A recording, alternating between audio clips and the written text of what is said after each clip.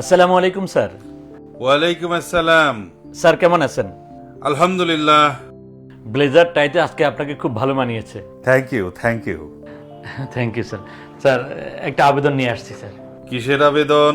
Sir 19 July ছুটির আবেদন sir. 19 July? 19 July কি?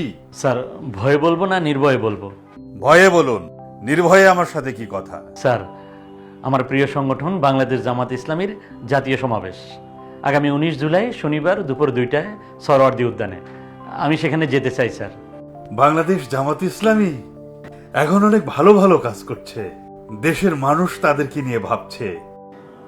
ওকে, আমরাও বাংলাদেশ জামাত ইসলামীকে নিয়ে স্বপ্ন দেখছি। Thank you sir. আমি ছুটি নিয়েছি, আপনি নিয়েছেন তো? দেখা হচ্ছে 19 জুলাই সরওয়ার্দী উদ্যানে বাংলাদেশ জামাত ইসলামীর জাতীয় সমাবেশে।